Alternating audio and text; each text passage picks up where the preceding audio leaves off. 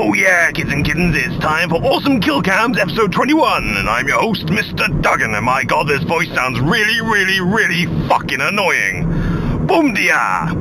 Anyway, music, as per usual, it's in the description, so go click it and mute this video. Yeah!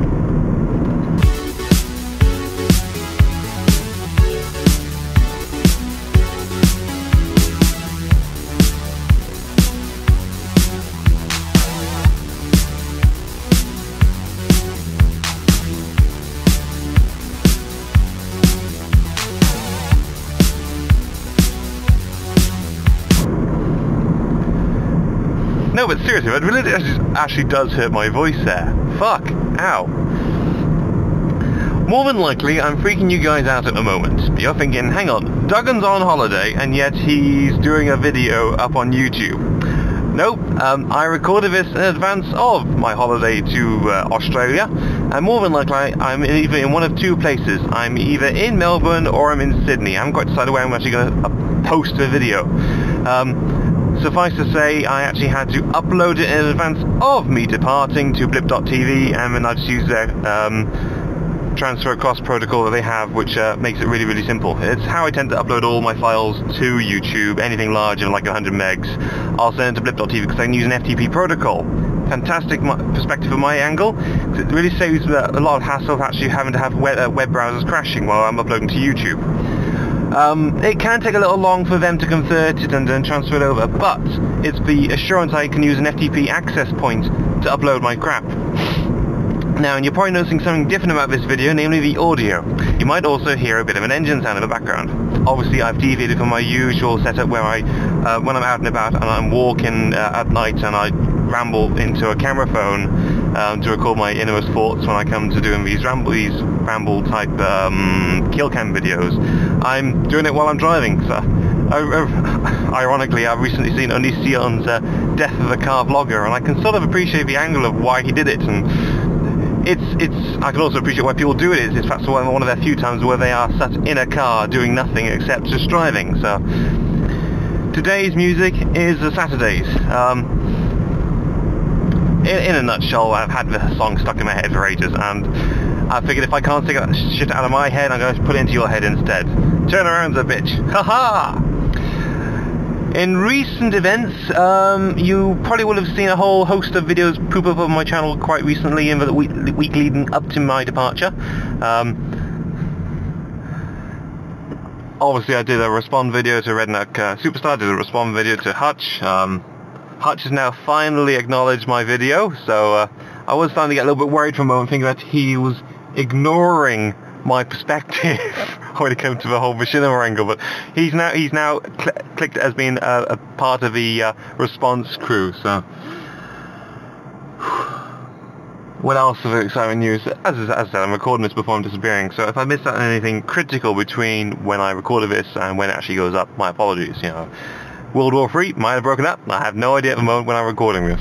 I hope it doesn't mind. My god, that'd be a whole cacophony of crap right there. But I've also been blogging a lot as well. Blogging a hell of a lot more than I would have done normally of late. Granted, when I first started this scene, I was blogged a hell of a lot, and then I went quiet. I did the vlogs, I went quiet, killed a channel, went quiet, got a new channel, started talking, doing animating, blah blah blah blah blah blah blah. You kind of already know what half this scene is. Well, one of the most recent blog I put up there, unless you've gone there and you've seen my holiday snaps already, that would be a scary thought. You've seen the holiday snaps of me on holiday while I'm actually still recording this video to you guys without having seen the snaps of myself. Scaryville! But no, anyway, the first blog I'm going to witch on about briefly is obviously how there's a whole furore kicking off about quickscoping being nerfed in the upcoming Black Ops. And one of the selling points obviously is it's no longer a case that as the zoom focuses in, it's going to be down the center. It's down the center where you're looking on the screen, so you can't just put a bit of blue tack on the screen. In that you've now got to let the reticle pull up and then look to see where the dot is to then line it up. In my opinion, people bitching about this, I think it's an excessive amount of gripes we're getting from it. in the grand scheme of things, I think I've been quick-scoped about a handful of times, you know. I think I can count them so far on one hand, I think, at the moment. Maybe I've just been very lucky, but from my perspective, quick-scoping is not a big issue. I like to pull up the scope, and I'll look down the scope, and then go, boom. Actually, hopefully at this point I should have some footage from Medal of Honor, you know, to represent my point. And even Medal of Honor actually had a giggle about the whole quick-scoping notion in their single-player campaign. Hopefully clip now. Got another target. He's moving. You're gonna have to lead him. Easy D. Kill shots, not quick shots. Did I get the clip right? Good. But yeah, we all know where I stand when it comes to sniping in general. I think I'm hoping to see back the use of the physics engine. You see projectiles flying with mass and with speed, and they have bullet drop. I'm particularly looking forward to the crossbows, not because they explode, but because I have a certain level of skill with crossbows in the past. I hope I don't need to remind you guys of the crossbow videos I've done in the past, the Half-Life 2 crossbow videos I've done in the past, or likewise the Barrett 50 cal mission when I was actually playing Call of Duty 4, likewise when I was showing off my skills of a flare gun in Team Fortress 2. I can project that relatively easy. One I had a hiccup with when it first came out was obviously the Huntsman for the sniper in Team Fortress 2. That took me a little bit of time to just reconfigure all the projectiles, but that's going just fine in my head as well. So I'm looking forward to that. So, sorry, I went a little bit off topic. I think if people are so fixated about the whole quick-scoping notion and their concern and how it's going to cripple the game, blah blah blah, I think if that's your only concern, the game's going to be mint. Seriously, if that's your only worry about it, more than likely they're probably going to allow a variable factor of the amount of off-center alignment to assist or impede good and bad plays accordingly. I love this fucking road, it's awesome. Sorry. You know, I can quite easily imagine them adding a variable into the gaming structure so that if you're doing exceedingly well, it'll increase the amount of off-center alignment, and likewise if you're doing badly or you're the only sniper on the team, it'll decrease the amount of off-center alignment, just to give you a heads up, okay? Let's not remind you guys, obviously, you guys playing on the console, you guys have a bit of a head start anyway with the drag scoping anyway, because you've got an auto-alignment built into the actual game. Yes, you can turn it off. PC gamers don't get that, okay? So we've actually got to line it up quite exactly, so. But as I said, if that's the only gripe you guys have got when it comes to Black Ops, wow! that's all I can say. Staying along the topic of Black Ops, I also blogged about why Black Ops is going to be potentially the most successful, and it was perhaps not why Black Ops itself, but why Black Ops is in a position to capitalize on the failings of Modern Warfare 2.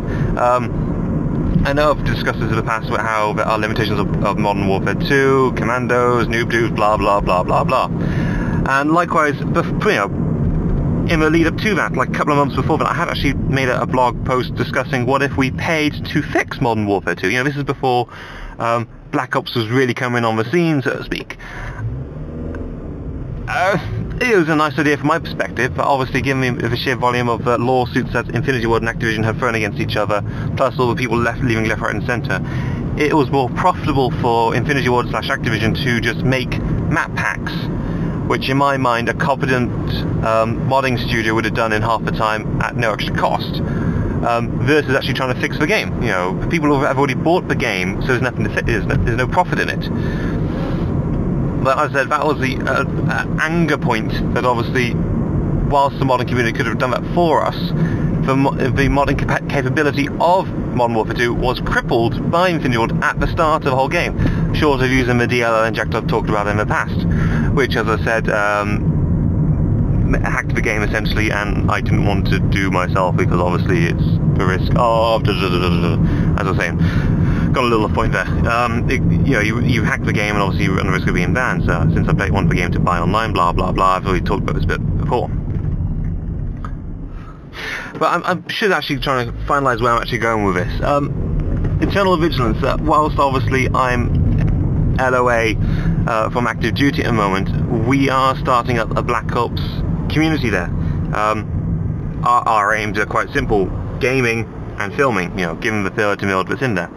Our hope is obviously once the mod tools come out by Treyarch for Black Ops that we can start building up a pro mod configuration and then get into competitive play. But at the moment we're looking at gaming and we're looking at filming. Link in the description. And now we find ourselves in Shoutout territory. Yeah, I've talked about enough about my crap, so let's talk about someone else's crap. First person I want you guys have a look at is Amateur Beast. Just like last time when I dug someone up, he's come along and asked me for a dig up. So, he's getting my dig. Go dig. Dig, dig, dig. Amateur Beast. Yeah! I myself am going to dig up Ricky Chops. I know I said I don't like the actual commentary scene itself, but this is one Rambler to another Rambler. I recognise the talent that goes behind that, so I'm giving it my thumbs up. Yeah. Likewise, Revive Cinema have asked for a little bit of creative content for myself, so I've supplied them with some work. Links to all these guys in the descriptions. On machinima.com, I've had a video posted recently, but more importantly, That Old Lighthouse by Random Jack 32. He's one of my fellow moderators from the machinima.com board, and he submitted this to Mika, and obviously that's got on through perfectly fine. I'm in sheer awe at the piece. It's a level of professionalism in his work which I haven't been able to do for a long while, which is, I'm going to use this potentially as my standard, say this is machinima I need to work towards. If I can't do it to this standard, don't bother submitting it. Yeah, I might still submit in poopy videos for gameplay and all that malarkey and tutorial thingies, but for quality machinima, this is the new standard in my opinion. If you can't make this standard, don't even bother. Actually, if I came out wrong, don't even bother. Dougan. Yes.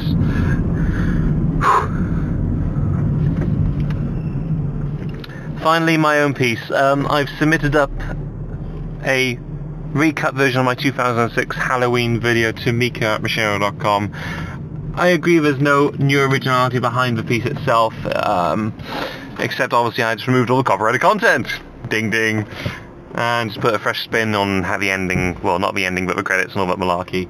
And yes, I do appreciate that back on the 31st of October I put up a video on my own channel which was the same video as the 2009 Halloween piece I made. So as you can see, I've actually come to the end of any creativity. I'm bashing out ideas at the moment, and when I do have some new stuff it'll be up on here, and then obviously the finalised stuff will be over to machinima.com.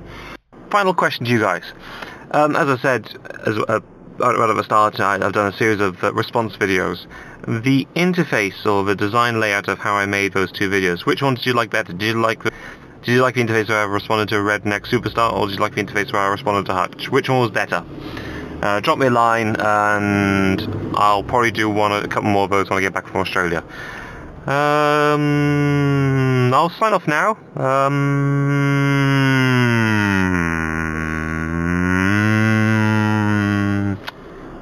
Oh yes, 2,000 subscribers. Woo! I've rambled on long enough. I'm Dougan. I'm reporting from Australia. I haven't decided which town I am yet.